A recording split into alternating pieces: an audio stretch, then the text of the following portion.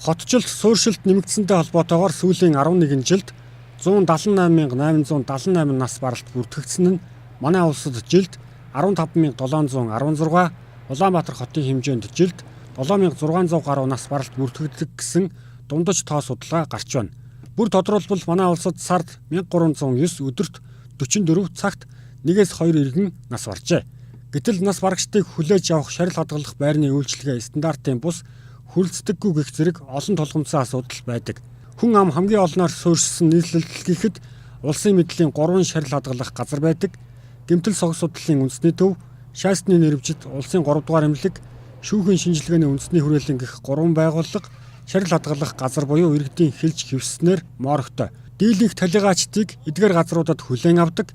Гэтэл эдгээр шарил хадгалах газрууд нь 1980-ад онд баригдсан олон улсын стандартыг хангаагүй хүргүр бүхий заал төдийл байгаа юм а.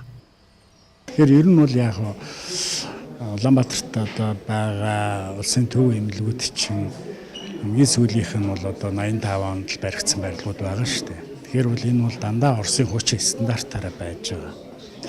Сүүлийн жилүүдэд бол яг эрүүл мэндийн салбарын хөрөнгө оруулалтыг харьцангуй одоо жилээс жилд нэмэгдэх юм хандлагатай байгаа. Энэ цаг үед бол харьцангуй орчин үеийн төвшинлөө одоо олон улсын стандартад нийцсэн шарил хадгалах өрөөнүүдийг гаргахыг зорж ажиллаж байгаа. 3 дугаар эмнэлгийн хувьд бол 85 онд бол ашиглалтанд орсон барилгад үйл ажиллагаа явуулж байгаа учраас яг Оросын хуучин стандартын дагуу өргөлттэй тэгээ яг одоо барууны одоо олон улсын стандарт нийцсэн нэг хүнийг одоо шарил хийдэг одоо ийм техник хэрэгсэл биш, яг Оросын одоо хуучин хөрвөлттэй ийм одоо моргоор ажиллаж байгаа. Улсын мэдлийн шарил хадгалах газрууд олон улсын стандартыг хангахгүй байна. Хэрв муугар бодоход Улаанбаатарт хэн нэгэн хүн дэлхийн нийтийг зочроосон эмчилгээний арга шийдлэнд огтоогдоогүй, агаар болон бусад замаар халдварлах вирусын гаралтай гоц халдварт өвчнөөр өвчилж нас барсан бол зогтсыг нь эдгээр 3 эмнэлгийн шарил хадгалах газарт л авчирч таарна. Энэ нь нийслэлчүүд хотынхоо Азиас эхлэн карантинлагдах, цаашлбал олон хүнд халдварлах эрсдэл бий.